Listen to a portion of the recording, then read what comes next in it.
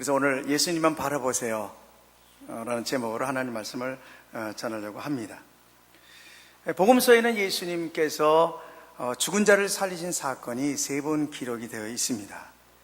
나인성의 과부가 그 외아들이 있었는데 죽었습니다.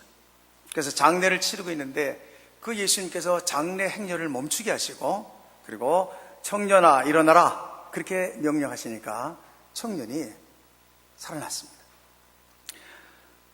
또 여러분이 나사로를 잘 알고 계십니다. 나사로가 죽은 지 나흘이 되었습니다. 4일이 되었습니다. 무덤에 갇혀 있는데 예수님께서 그 무덤 앞에 가셔서 나사로야 나오너라 그렇게 말씀하시니까 나사로가 수일을 몸에 걸친 채로 걸어서 나왔다라고 기록하고 있습니다. 그리고 오늘 본문의 말씀에 야이로의 딸을 예수님께서는 살리십니다. 오늘 본문에 보니까 예수님께서 거라사 지방에서 귀신 들린 자를 고치시고 그 후에 배를 다시 타고 건너편 가버나움으로 가셨다고 말씀합니다. 가버나움은 예수님께서 선교 사역의 본거지로 삼은 곳입니다. 무리들이 이 일을 알고 예수님보다 먼저 가버나움에 가서 예수님을 기다립니다. 예수님은 가버나움에 도착해서 그 사람들에게 천국 복음을 가르치셨습니다. 그때 무리 가운데 한 사람이 나와서 예수님 발 아래 엎드립니다. 깜짝 놀랐죠.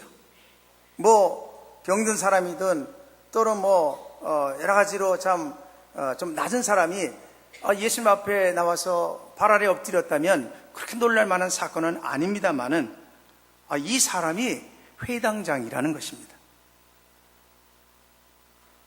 회당이라고 하는 것은 이스라엘이 바벨론 포로 기간 중에 성전을 대신해서 하나님께 예배드리고 신앙교육을 하던 것입니다. 성전이 이미 다 무너졌습니다. 그렇지만 이스라엘 백성들이 포로 생활 가운데서도 하나님 백성으로서의 정체성을 유지해야 되기 때문에 회당을 지어서 남자가 10명 정도 모이면 회당이 하나 생겼다고 합니다. 그곳에서 하나님을 예배하고 또 특별히 율법을 가르치고 배우는 그런 일을 했습니다. 그래서 이 회당은 유대인이 정체성을 유지하기 위해 세운 유대 학교라고 볼 수가 있을 것입니다. 이스라엘 백성들이 포로 생활을 마치고 하나님의 은혜로 귀한 고국으로 다시 돌아온 후에도 유대 사회에 이 회당 제도는, 회당의 예배는 계속해서 유지가 되었습니다. 그래서 예수님이 사역하실 당시에 성전에서 제사를 드리고 또 회당에서도 예배하는 그런 모습을 볼 수가 있습니다. 회당장은 회당을 대표하는 사람입니다. 집회를 인도하고요, 회당이라고 하는 그 건물을 유지하고 보존하고 운영하는 책임을 가지고 있습니다. 예배의 질서와 그 거룩함을 유지하는 책임이 회당장에게 있습니다. 예배 시에 율법을 낭독하는 사람, 또 그것을 해석하고 가르치는 사람, 다시 말하면 설교자를 선정하는 권리도 이 회당장이 가지고 있었습니다. 그러니까 이 회당장은 유대 사회에서 굉장히 상류 계층의 사람입니다. 그리고 사회적 지위가 있어서 또 이스라엘의 유대인들에게 어떤 종교적 영적인 그런 삶에 영향을 주는 사람이기 때문에 존경받는 인물이었습니다. 그런데 이 회당장이 지금 예수님 앞에 나와서 발 아래 엎드린 것입니다. 보통 일이 아니죠. 쇼킹한 사건입니다. 그 당시에 예수님께서는 이제 막 사역을 시작하셨습니다. 예수님 무슨 정통 랍비 출신도 아니고 지금 일개의 목수의 아들로 성장하셨다가 지금 이제 사역을 시작하고 계시는 것입니다. 회당장이 일개의 목수의 아들 앞에 나와서 그 앞에 무릎을 꿇었다고 하는 것, 이건 구설수에 오를 만한, 아마도 회당장의 직위가 왔다 갔다 할 만한 그런 일이라고 볼 수가 있을 것입니다. 그런데 이 회당장에게 그럴 수밖에 없는 이유가 있었습니다. 그 이유가 뭐냐 하면 야이로의 어린 딸이 죽어가고 있었기 때문입니다. 오늘 본문에는 야이로의 그 딸이 하나밖에 없는 외딸이다 라는 것이 기록되어 있지 않습니다만은 누가복음 8장에는 같은 사건을 기록하면서 이 야이로의 딸이 외딸이다, 하나밖에 없는 딸이었다, 외동딸이었다라는 것을 기록하고 있습니다. 이런 딸이 지금 병들어 죽어가고 있습니다. 아버지는 딸을 살리기 위해서 백방으로 노력했겠지요. 그러나 모든 노력이 다 허사가 되고 말았습니다. 더 이상 이 세상에서는 소망이 없어요. 아버지로서 어떻게 할 도리가 없습니다. 그런데 예수님이라면 혹시 내 딸을 고쳐주시지 않을까? 그래서 이 회당장은 마지막 희망을 예수님께 걸고 예수님 앞에 나온 것입니다. 그러니 얼마나 간절하겠습니까? 얼마나 애절하겠습니까? 그래서 주님 앞에 엎드린 거예요. 주님, 제 사랑하는 딸의 죽음의 문턱에 있습니다. 병이 나아서 살 수 있도록 우리 집에 오셔서 손을 얹어 살게 해주시기 원합니다. 그렇게 지금 간구하고 있는 것입니다. 그는 예수님이 자기 딸을 살려주실 수 있다고 하는 믿음을 가지고 지금 주님 앞에 나온 것입니다. 야이로는 이 죽어가는 어린 딸이 아니었으면 결단코 예수님 앞에 나올 수 있는 사람이 아니었다는 사실을 우리는 기억해야 합니다. 그러나 죽어가는 이 어린 딸 살리기 위해서는 어쩔 수 없는 그런 상황입니다. 그래서 사회적 체면과 위신도 다 버리고 지금 주님 앞에 나온 것입니다. 그러므로 야이로에게 닥친 이 딸의 시련은 야이로가 하나님 앞에 무릎 꿇고 예수 그리스도를 만날 수 있는 그런 아주 좋은 기회가 되었다라고 볼 수가 있을 것입니다. 나는 위대한 과학자보다 신실한 크리스찬이고 싶다라는 책을 쓴 정근모 장로님이 계십니다. 이 과학기술처 장관을 역임하셨죠. 이분은요, 어릴 때부터 그냥 1등 인생을 살았습니다. 하여튼 가는 곳곳마다 1등이에요. 경기 중고등학교를 1등으로 들어갔어요. 그리고 경기고등학교 1학년 때에 4개월 만에 3년까지 다 할 필요 있어? 그래서 대학 검정고시를 쳤는데 수석으로 합격했어요. 그리고 서울대학을 시험 쳤어요. 차석으로 입학했습니다. 미국으로 와서 24세에 미시간 주립대학에서 박사학위를 받았습니다. 그리고 교수가 됩니다. 꼬마 교수라는 별명을 얻게 됩니다. 그리고 한국에 돌아와서 한국과학기술원을 설립합니다. 그야말로 세상의 주목을 받으면서 승승장구하던 그였습니다. 그러나 어느 날 그가 넘을 수 없는, 자기가 해결할 수 없는 그런 큰 시련을 맞이하게 됩니다. 사랑하는 아들이 신부전증에 걸리게 됩니다. 고통스러워하면서 투병생활하는 이 아들을 바라보면서 이 정근모 씨는 나의 이 탁월함이 아무 소용이 없다는 것을 깊이 절감하게 됩니다. 그는 아들에게 자기의 신장을 떼어주면서 하나님을 만나게 되지요. 예수 그리스도를 만나게 되고 믿음의 사람이 되게 됩니다. 이 정근모 씨가 이렇게 고백합니다. 아들의 질병으로 인한 애통함이 없었더라면 제가 하나님 앞으로 나오는 일은 절대 없었을 것입니다. 여러분, 정근모 박사가 예수 그리스도를 만나서 구원받고 하나님의 사람이 되고 장로로서 하나님 나라를 위해서 일할 수 있게 된 것은 바로 고통받는 아들 때문이었습니다.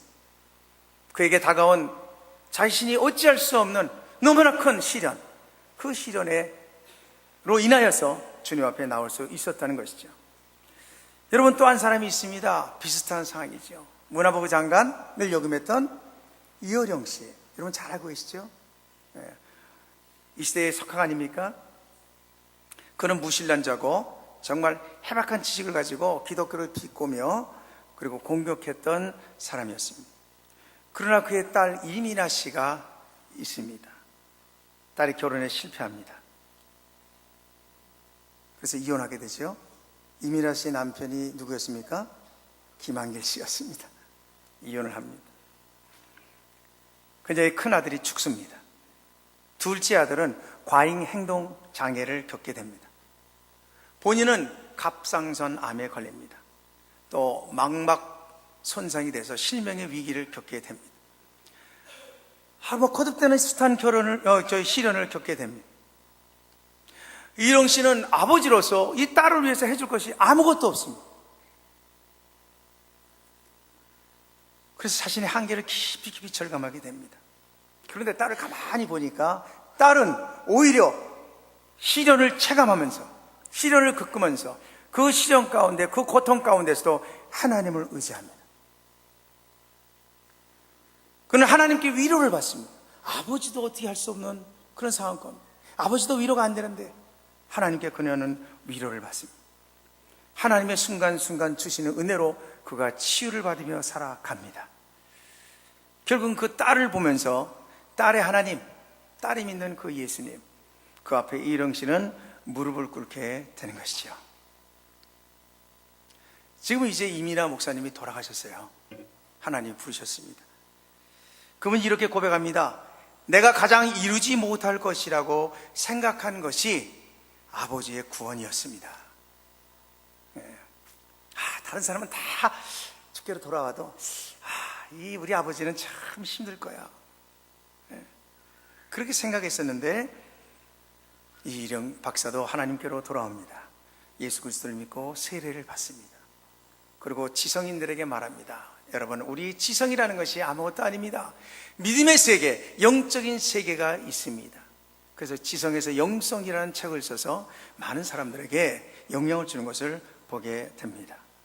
여러분, 우리 삶의 인간의 한계를 체감할 수밖에 없는 절망적인 상황이 찾아옵니다. 하나님은 의로우시고 자비로우시고 사랑이 많으신 분인데 우리에게 온갖 좋은 것을 그리스도 예수 안에서 허락하시는 분이신데 왜 내게 이런 절망적인 상황, 내가 어쩔 수 없는 그런 상황을 허락하시는 걸까? 참 이해가 안 될 때가 많습니다. 그런데 여러분, 하나님께서는 그런 상황을 허락하시는 목적이 있습니다. 여러분과 저의 삶에 이것이 있어야 되기 때문에 하나님은 허락하시는 거예요. 이 시련을 겪고 이 고통을 겪어야 되기 때문에 하나님은 허락하신다라고 하는 사실입니다. 그래서 더 하나님께로 가까이 나오라. 더 나에게 가까이 나오라. 더 그리스도 예수 앞에 가까이 나오라. 마음을 겸비하고 겸손하고 그 높았던 마음을 겸손히 낮춰서 주님 앞에 나오고, 아니 주님 앞에 그 발 아래 엎드리라고 지금 말씀하고 있는 것입니다. 그래서 여러분, 20세기 영문학자이며 기독교 변증가 유명한 C.S. 루이스는 이렇게 말합니다. 고통은 잠자는 자들의 영혼을 깨우는 하나님의 확성기이다 라고 말합니다. 그러니까 여러분, 우리는 시련을 당하고 고통을 당할 때 참 힘들어합니다만은, 그러나 그 안에는 하나님이 우리에게 그냥 큰 확성기를 가지고 말씀하시는 그 음성 있습니다. 우리가 그 음성을 들어야 한다라는 사실이죠. 그래서 여러분, 인생의 고통스러운 상황이라는 것은 우리가 주님을 더 깊이 만날 수 있는, 주님의 은혜를 더 깊이 체험할 수 있는 좋은 기회가 되는 것입니다. 지금 여러분 인생에서 힘들고 어려운 고비를 지내는 사람이 혹시 있는지 모르겠습니다. 여러분, 야이로처럼 주님 앞에 겸손히 나오시기 바랍니다. 주님 앞에 엎드리시기를 바랍니다. 주님을 의지하시고 주님을 바라보는 은혜가 있기를 간절히 원합니다. 예수님께서는 야이로와 함께 그 집을 향해 가십니다. 딸 때문에 주님 앞에 나와서 애언을 하고 참 살려달라고 하는 야이로, 우리 주님께서는 외면하지 않으십니다. 그리고 그와 함께 집으로 가십니다.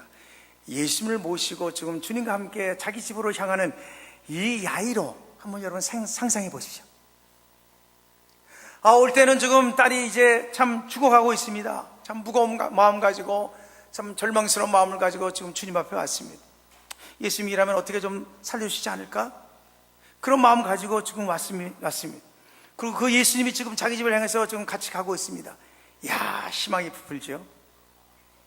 예수님이 자기 집에만 도착하면 예수님께서 딸을 살려주실 것이고, 그러면 딸이 아빠! 하면서 그냥 품에 안기는 것을 지금, 이게 참, 생생하게 지금 연상하면서 보는 그런 가운데 지금 걸어가고 있습니다. 걱정과 두려움과 불안이 어디 있습니까? 마음에 참 알 수 없는 그런 평안과 그 기쁨이 그 마음에 있었을 것입니다. 야이로의 발걸음은 정말 가벼워졌습니다. 여러분, 그렇습니다. 우리가 주님과 함께 동행하는 것이 은혜요 축복입니다. 내가 지금 주님과 함께 가고 있다는 것이 은혜요 축복입니다. 내 삶의 환경이 어떻든지 간에, 내게 시련이 있고 고난이 있고 고통이 있든지 없든지 간에 지금 내가 주와 함께 걸어가고 있다고 하는, 주님과 함께 가고 있다고 하는 것이 은혜요 축복이라고 하는 사실을 여러분 잊지 마시기 바랍니다. 창세기 보면 에녹이 나옵니다. 그는 300년 동안 동행하다가 죽지 않고 하늘로 승천하는 특별한 복을 누리는 것을 보게 됩니다. 그렇습니다. 내가 주님과 동행하기만 하면 염려, 불안, 걱정 다 두려움 사라집니다. 세상이 알 수 없는, 세상이 줄 수도 없는 그런 평안과 기쁨과 행복을 누리게 되는 것이죠. 창세기 28장에 보면은 야곱의 이야기가 나옵니다. 아버지와 형을 속이고 형의 받을 장자의 축복권을 빼앗아서 지금 도망갑니다. 형이 지금 동생 죽이겠다고 작정을 했습니다. 그래서 동생이 이제 외삼촌 라반의 집으로 도망가게 됩니다. 밧단 아람이라고 하는 것, 먼 곳으로 지금 도망을 갑니다. 그 길이 얼마나 불안하고 외롭습니까? 참 힘듭니다. 그 여행길에서 이제 노숙을 하게 됐습니다. 돌베개를 베개 삼고 돌을 베개 삼고 하늘을 베개 삼아, 이불 삼아서 지금 이제 잠을 잡니다. 깜빡 잠이 들었는데 하나님께서 야곱에게 나타나셨습니다. 그리고 이렇게 말씀하십니다. 내가 너와 함께 있어. 내가 어디로 가든지 너를 지키며 내가 이끌어 이 땅으로 돌아오게 할지라. 내가 내게 허락한 것을 다 이루기까지 너를 떠나지 아니하리라. 그렇게 말씀하십니다. 이야, 이 말씀을 들은 야곱은 얼마나 참 좋습니까? 얼마나 든든합니까? 그래서 하나님, 이렇게만 해주시면 제가 일평생에 제 소유의 10분의 1을 하나님께 드리겠습니다. 그리고 여행에 필요한 기름, 이 기름은요, 여행자에게 혹시라도 다치거나 하면 그거를 응급치료할 수 있는 그런 역할을 합니다. 그 기름을 그냥 거기에 붓습니다. 이제 다 하나님께 맡기고 갑니다. 이런 의도인 것이죠. 하나님 약속대로 이 야곱과 함께 하셨습니다. 그래서 외삼촌 집에서 20년 동안 생활하는데 하나님이 함께 하시니까 아내도 얻게 되고 자식도 얻게 되고 그리고 짐승을 많이 얻게 됩니다. 그래서 20년 후에는 이 처자식을 거느리고 짐승떼를 거느리고 다시 고향으로 돌아오게 되는 것을 보게 됩니다. 프랑스에 샤르 황제가 있었습니다. 이 샤르 황제가 이 세상에서 가장 행복한 사람이 누구일까? 궁금했습니다. 황제인 내가 제일 행복하지 않을까? 그런 생각도 했을지 모르겠습니다. 그래서 그 당시에 그 나라의 가장 지혜자인 시인 따소라는 사람을 불렀습니다. 그리고 황제가 묻습니다. 여보게, 이 세상에서 가장 행복한 사람은 누구일까? 따소는 조금도 주저하지 않고 하나님이십니다. 황제가 화가 났어요. 아니, 내가 언제 하나님 얘기했어? 사람 말이야, 사람 중에서 가장 행복한 사람이 누구냐 말이야.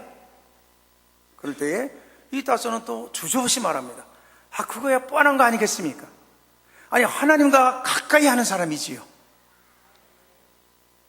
하루 24시간 1년 365일 나면서부터 죽을 때까지 하나님과 늘 가까이 하는 사람, 그 사람이 행복한 사람 아니겠습니까? 그랬더니 황제가 끄덕끄덕 그러면서 나도 이제부터 하나님과 늘 동행하는 삶을 살아야겠다고 다짐했다고 하는 그런 이야기가 있습니다. 사는 것이 힘들고 고단합니다. 사는 것이 만만치 않습니다. 그러나 날마다 주님이 나와 함께 하시고 내가 주님과 동행하면 그 사람은 이미 행복한 사람인 줄로 믿습니다. 내 삶의 환경이 여건이 어떠하다, 내 상황이 어떠하다, 그것은 문제가 아닙니다. 문제는 주님이 지금 나와 함께 하느냐, 내가 주님과 함께 동행하고 있느냐 하는 것입니다. 주님이 나와 함께 하시고 내가 주님과 함께 늘 동행하면 그는 놀라운 행복자의 삶을 살아가게 되는 것입니다. 사랑하는 여러분, 우리가 주님 앞에 조금 다가가면 주님은 우리에게 성큼 다가와서 우리를 막 안아주십니다. 그리고 함께 가자, 그렇게 말씀하시죠. 그러므로 더욱더 주님 앞에 힘들고 고단한 인생 살면서 주님 앞에 더욱 나아가시는 여러분이 될 수 있기를 주의 이름으로 축복합니다. 여러분, 주님과 야이로가 함께 동행을 하는데 회당장의 집에서 사람이 왔습니다. 그리고 아주 절망적인 소식을 전합니다. 딸이 죽었습니다. 회당장이 말합니다. 회당장님, 딸이 죽었습니다. 이제 예수님 모시고 가면 무엇 하겠습니까? 아니, 딸아 있을 때 예수님도 뭔가 하시겠지. 이제 죽었는데 예수님 더 이상 괴롭히지 마시고 그냥 집에 가시죠. 그렇게 얘기를 합니다. 딸이 죽었다는 소식을 들은 이 야이로 정말 하늘이 무너지죠. 심장이 멈춥니다. 다리에 힘이 풀려서 그냥 폭 주저앉고 싶은 그러한 심정이었을 것입니다. 앞이 깜깜해졌을 것입니다. 그 마음에 두려움이 가득 찼을 것입니다. 아니, 조금 전까지만 해도 예수님으로 인하여서 믿음을 가지고, 그리고 예수님이 내 딸을 살려주실 수 있다고 하는 희망을 가지고 있었지만, 딸이 죽었다고 하는 이 소식을 들었을 때는 일순간에 그 믿음조차도 흔들리고, 아니, 사라지고 말았을 것입니다. 야이로의 믿음은 지금 흔들립니다. 그 믿음이 지금 사라지고 있습니다. 딸이 죽었다면 더 이상 하나님 예수님께 간청해 봐야 무슨 의미가 있겠는가, 그런 생각이 들었을 것입니다. 그런데 여러분, 예수님이 누굽니까? 예수님은 야이로의 마음을 다 아십니다. 그 마음이 지금 어떠한지, 그 마음이 지금 어떻게 무슨 생각을 하고 있는지, 그 마음의 상태를 예수님은 잘 아십니다. 그래서 한마디 하시죠. 두려워 말고 나만 믿으라, 그렇게 말씀하십니다. 두려워 말고 나만 믿으라, 그렇게 말씀하십니다. 이 말씀은 이런 얘기입니다. 야이로야, 사람들 말 듣지 마, 나만 믿어 하는 것입니다. 그 사람들이 딸이 죽었습니다, 그 말하는 거 그거 듣지 마, 나만 믿어.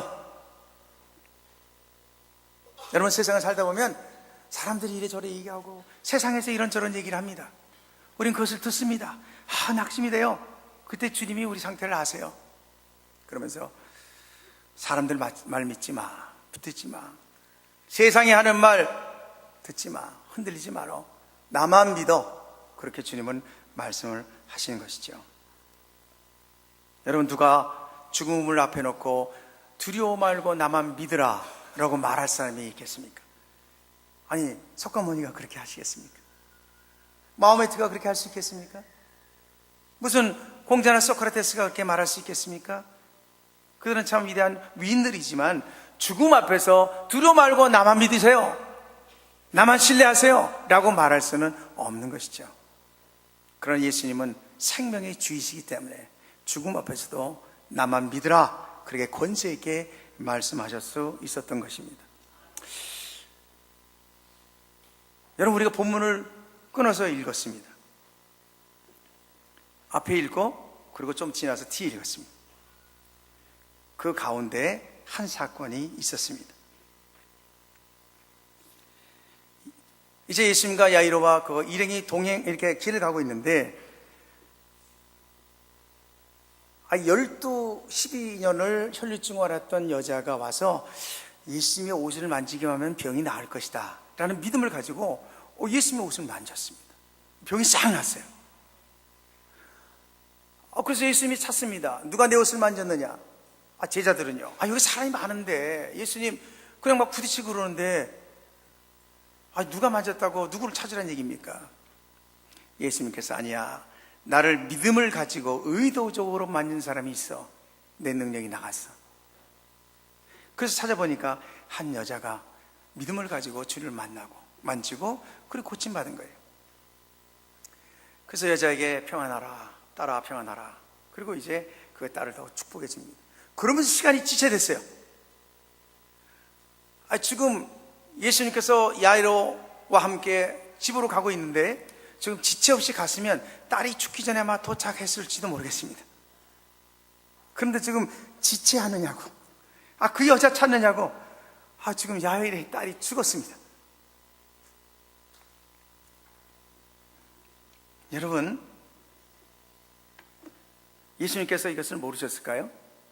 예수님께서 지금 내가 지체하면, 가던 길 멈추고 지체하면 야이로의 딸이 죽을 것이다 라는 것을 모르셨을까요? 아셨지요? 아셨습니다. 그럼에도 불구하고 예수님께서 시간을 지체하신 것은 다분히 의도적이었습니다. 죽어가는 그 딸, 막 죽음의 직전에 그를 살리는 것보다, 그를 고치는 것보다 아예 죽어버린 그 딸을 살리는 것이 하나님께 더 영광이요, 예수 그리스도께서 내가 누구인가 하는 것을 더 강력하게 사람들에게 계시하는 그런 사건이 되는 것이죠. 그래서 예수님은 의도적으로 그렇게 하신 것을 볼 수가 있습니다. 여러분, 예수님의 말씀을 야이로가 듣고 예수님과 함께 다시 일어서서 집으로 가게 됩니다. 저는 이것이 참 야이로의 훌륭한 점이라고 봅니다. 예수님, 딸 죽었답니다. 이제 뭐 가셔봐야 무슨 소용이 있겠습니까? 그만두시죠. 그렇게 포기하지 않았어요. 예수님이 어떻게 무엇을 하실지, 예수님이 죽은 자까지도 살리실지, 자기 딸이 죽었다고 하는데 가셔서 살리실지 야이로는 몰랐습니다. 그럼에도 불구하고 두려워 말고 믿기만 하라고 하니 그 예수님 붙들고 의지하고 다시 집으로 갔다고 하는 사실입니다. 여러분, 우리가 주님과 함께 동행하는 그런 삶 속에서도 얼마든지 절망적이고 참 감당할 수 없는 시련이 생길 수가 있습니다. 아니, 우리의 믿음을 뒤흔들 만큼 엄청난 사건을, 그 절망적인 사건을 경험할 수가 있습니다. 여러분, 그것은 하나님의 허락 없이 우리에게 오는 겁니까? 하나님이 허락하지 않았는데 엄청난 쓰나미와 같은 시련이 나에게 다가옵니까? 그렇지 않습니다. 하나님이 허락하셨어요. 여러분, 사업을 위해서 많이 기도하고 그리고 11조를 드리고 정말 충성했습니다. 근데 사업이 잘 안 돼요. 취업을 위해서, 요새 뭐 젊은이들 취업 얼마나 문제입니까? 취업을 위해서 열심히 기도하면서 이 젊은 나이에 하나님을 찬양하고 하나님께 헌신하고 열심히 신앙생활합니다. 그런데 취업이 잘 안 돼요. 문이 열리지 않아요. 병이 났어요. 병치료를 위해서 하나님께 간절히 기도합니다. 금식도 합니다. 매일 새벽 기도도 드립니다. 밤새며 기도하기도 합니다. 그런데 상황은 별로 좋지를 않아요. 어떻게 될까요? 실망이 되지요. 마음의 절망이 찾아올 것입니다. 하나님에 대한 신뢰와 믿음도 흔들리게 될 수 있지요. 하나님 살아계신가? 참 그렇게 사랑이 많으시고 은혜로우신 하나님이 왜 내 기도를 들어주지 않을까? 내가 이렇게 금식하며 또 새벽마다 기도하며 밤낮 기도한들 무슨 소용이 있을까? 그런 생각이 들 수가 있습니다. 예수님은 우리의 존재를 잘 아세요. 그래서 너 왜 의심해? 왜 두려워해? 왜 염려해? 왜 걱정해? 그렇게 말하시지 않습니다. 주님이 딱 한마디 하세요. 두려워 마. 나만 믿어. 여러분, 우리 믿음이 흔들릴 만큼 큰 시련이 와서 내 마음이 막 요동쳐도 주님 다 이해하세요. 다 아세요. 그리고 흔들리지 말어. 두려워하지 말어. 나만 믿어. 그렇게 주님은 말씀을 하십니다. 여러분, 우리가 두려운 때에는 더욱더 주님을 바라보고 신뢰해야 될 줄로 믿습니다. 우리 한번 읽어보겠습니다. 우리가 주님을 신뢰하면 두려움은 사라집니다. 네, 언제든지 그렇습니다.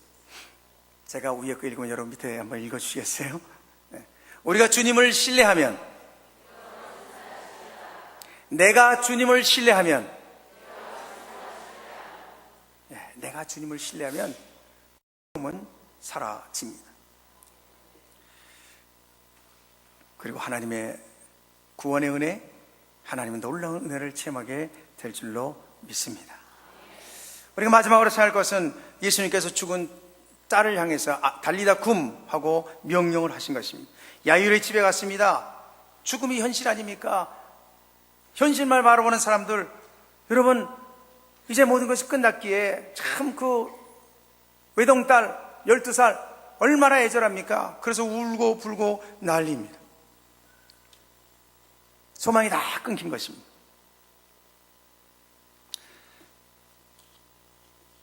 야이로도 아마 그 당시에 또 마음이 무너지는 그런 경험을 했을 것입니다. 그러나 여러분, 예수님께서는 죽음을 죽음으로 보지 않습니다. 그리고 말씀하십니다. 어찌하여 떠들고 울고 하느냐? 그 아이는 죽은 것이 아니라 잔다. 그렇게 말씀하십니다. 사람들은 예수님을 비웃었습니다. 아니 죽은 것하고 잔 것도 구별 못해? 죽었잖아. 근데 왜 잔다 그래? 저분 좀 조금 제정신 아닌 거 아니야? 이상한데? 그렇게 생각을 했던 것이죠. 현실의 눈만을 가지고 바라보는 사람은 믿음의 세계를 볼 수가 없어요. 영적인 세계를 볼 수가 없습니다. 그래서 믿음으로 하는 사람, 믿음으로 말하고 믿음으로 살아가는 사람들을 볼 때에는 믿음이 없고 현실만 바라보는 사람들은 이해가 안 돼요. 보이는 것만 바라보는 사람이 보이지 않는 것을 바라보고 사는 그 사람은 어떻게 이해할 수 있겠어요? 눈앞에 있는 현실만 바라보는 사람이 영원한 것을 바라보고 사는 사람들을 어떻게 이해할 수 있겠어요? 아니, 개미가 사람을 어떻게 이해할 수 있겠습니까? 그러니 우리가 믿음으로 살아갈 때에 비웃음을 당하게 됩니다. 이것은 기독교 초기부터 있었던 일입니다. 초대 그리스도인들은 오직 예수님만이 주님이라고 신앙을 고백했습니다. 당시에는 로마가 정복하고 있었습니다. 로마의 황제 가이사가 주입니다. 가이사는 살아있는 주입니다. 그런데 예수 믿는 사람들은 아니요, 예수님만이 주님이십니다 라고 고백하는 거예요. 그래서 여러분 핍박을 당하는 거예요. 그래서 잡히는 거예요. 그래서 사자의 밥이 되고 칼로 목베임을 당하고 화형을 당하게 되고, 그럼에도 불구하고 오직 예수님이 주님이십니다라고 하는 이 신앙에 조금도 흔들림이 없었던 것이죠. 믿음이 없는 사람들은 비웃습니다. 저 그리스도인들은 융통성이 없는 사람들이야. 저들은 이단자들이야. 저들은 사입이야. 저들은 미친 사람들 아니야? 그렇게 취급을 했던 것이죠. 여러분, 기독교 초기부터, 예수님도 이런 조롱을, 비난을, 비웃음을 당했습니다. 여러분, 우리가 이 세상에서, 믿음이 없는 세상에서 우리가 믿음을 가지고 살면 언제든지 우리에게 비웃음이 있습니다. 그들은 이해할 수 없거든요. 믿음의 세계, 영적인 세계를 이해할 수 없습니다. 그러니 여러분, 내가 믿음으로 산다고 옆에서 비웃으면 내가 믿음 생활 잘하는구나, 그렇게 보면 돼요. 기분 나빠할 거 없습니다. 속상해할 거 없어요. 내가 신앙생활 잘하는구나. 물론 내가 잘못하고 죄짓고 상식 이하로 생활하고 예수 안 믿는 사람보다 더 그냥 악질인데, 그런 소리 들으면 그건 들어도 싸죠. 회개해야죠. 회개해야죠. 그러나 내가 정말 우리 주님을 닮아서 믿음을 고백하면서 정말 하나님 말씀에 순종하며 살아가요. 근데 옆에서 비웃어요. 그러면 여러분, 그리스도를 위하여 능력받는 것을 기뻐하였더라. 사도들이 그랬어요. 그러니까 여러분, 혹시라도 주변에서, 여러분의 회사에서 열심히 믿음으로 살아가니까 그것을 혹시 비웃을 때에 내가 신앙생활 잘하는구나, 그렇게 생각하면 되는 것입니다. 예수님의 눈에는 야이로의 딸이 죽지 않고 잠자는 소녀였습니다. 잠자는 사람은 다음날 아침에 깨면 되는 것이죠.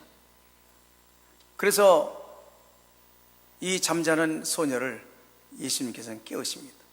이 죽은 이 소녀를 예수님께서는 다시 살리십니다. 달리다 쿰, 그렇게 말합니다. 달리다라는 것은 연약하다, 그런 의미를 가지고 있어요. 그래서 달리다라는 것은 연약한 소녀를 의미합니다. 쿰은 일어나라 라는 것입니다. 이것은 아람어인데요, 당시 유대인들이 일상생활에서 쓰던 용어였습니다. 밤새 잠을 자고 아침이 되었습니다. 엄마가 자기 딸을 깨웁니다. 달리다 쿰! 그러면 딸아 일어나 하는 거였습니다. 그러니까 여러분, 지금 죽음 앞에서 울고 했던 이 사람들 앞에서 예수님은 일상적인 용어로 달리다 쿰! 그렇게 말하는 거예요. 야, 딸아 일어나 이제 일어날 때가 됐어. 그런 얘기입니다. 얼마나 놀라운 일입니까? 그래서 딸이 일어나 걷게 되었습니다. 조금까지만 해도 예수님을 비웃던 사람들은 예수님에게 경의를 표했습니다. 놀랐습니다. 가장 놀라고 감사한 사람은 야이로였을 것입니다. 그렇습니다. 여러분, 우리 인생의 모든 문제를 해결하시는 분은 예수님이십니다. 예수님밖에 없어요. 무슨 문제가 있든지 간에 우리가 예수님 앞에 나가기만 하면, 그리고 예수님 믿고 신뢰하면 예수님이 해결해 주시는 것입니다. 안 됩니다. 그렇지만 예수님은 돼 라고 말씀하시죠. 우리 할 수 없어요. 그럴 때 예수님께서는 내가 능력 주면 할 수 있어, 그렇게 말씀하시죠. 저 이제 끝났습니다. 이제 내 인생 끝났어요. 총 쳤어요. 그럴 때에도 예수님께서는 그래? 이제 내가 해볼게. 이제 다시 시작하자. 나와 함께 다시 시작하자. 그렇게 말씀을 하십니다. 우리 입에서 한숨이 터져나올 때 예수님께서는 우리 입술에 찬송을 불어 넣으십니다. 우리 마음이 어두울 때, 지금은 비가 조금 덜 옵니다만 아까 한 9시, 8시, 9시면요, 우와, 그냥 천둥 번개 치면서 하늘이 시커멓고 그냥, 그래서 제가 걱정했어요. 이야, 이건 무서워서 교회 혹시 못 오는 분이 있으면 어떡하나. 근데 역시 주일학교가 아니라서 그런지 네, 다 오셨습니다. 그렇게 여러분, 내 마음에, 우리 마음에 어둠이 가득 차고 막 천둥 번개가 쳐도 여러분, 우리 마음에 영원한 빛으로 비춰주시는 분이 바로 예수님이십니다. 이민아 목사님이 또 이렇게 말했습니다. 하나님께서 능히 이루지 못할 일이 없다고 하신 말씀을 여러분 잊지 마십시오. 물리적 환경 때문에 믿음을 포기하지 마세요. 인간의 생각으로 도저히 할 수 없다고 생각하는 일을 이루시는 분이 하나님이십니다. 도저히 이룰 수 없는 환경일지라도 겨자씨만한 믿음으로 포기하지 않을 때 하나님께서는 홍해와 같이 갈라지는 기적을 우리에게 보여주십니다. 그러니 여러분, 절대로 포기하지 마세요. 약할 때 강함 주시는 그분의 은혜를 잊지 마십시오 라고 말했습니다. 저는 이제 말씀을 마치려고 합니다. 오래전에 미국 로스앤젤레스에서 어느 한인 안경점 주인이 텔레비전 광고를 했습니다. 광고 내용은 주인이 나와가지고 어리숙하게 얘기합니다. 내가 아는 것은 안경밖에 없습니다. 여러분, 이상합니까? 그냥 한 줄이에요. 내가 아는 것은 안경밖에 없습니다. 그랬는데 이것이요 히트를 쳤어요. 그래서 그 당시에 광고 대상을 탔답니다. 안경점 주인이 안경만 아는 것은 부끄러운 일이 아니죠. 그것은 자랑스러운 일입니다. 토마스 아퀴나스는 가톨릭 신학의 거장입니다. 이 사람은 또한 수도사였습니다. 경건한 이 수도원에서 늘 기도하는데 환상 중에 주님이 나타나셨어요. 그리고 말씀하십니다. 내가 무엇을 원하느냐? 이 아퀴나스는 조금도 주저함 없이 주님입니다. 그 외에는 없습니다. 그렇게 고백을 했습니다. 야, 여러분, 예수님이 이 고백을 들으면서 얼마나 기뻐했을까요? 베드로가 주는 살아계신 그리스도시요 하나님의 아들이십니다라고 할 때 그냥 무릎을 치면서 참 기뻐하시고 바요나시모나 내가 복이 있도다라고 말씀했는데, 이 아퀴나스가 내가 무엇을 원하느냐? 주님입니다. 다른 것은 없습니다. 사랑하는 여러분, 우리 그리스도인에게 내게는 주님밖에 없습니다. 나의 사랑도 주님이시고, 내가 의지할 분도 주님이시고, 내가 섬길 분도 주님이시고, 내가 끝까지 신뢰할 분, 바라봐야 할 분 주님이십니다 라고 고백하는 것은 부끄러운 일이 아니죠. 그것은 자랑입니다. 더군다나 두려울 때, 불안할 때, 힘들고 어려울 때, 앞이 캄캄할 때, 그때 더욱더 바라보고 더욱더 가까이 나가고 의지해야 할 분, 그때 더욱더 사랑하고 섬겨야 될 분은 오직 예수님 뿐인 줄로 믿습니다. 이 예수님만 우리가 믿고 바라고 사랑하고 섬길 때에 우리는 어떤 상황이든지 간에 이미 행복자인 줄로 믿습니다. 그런 행복자들이 다 되어지기를 주의 이름으로 축복합니다.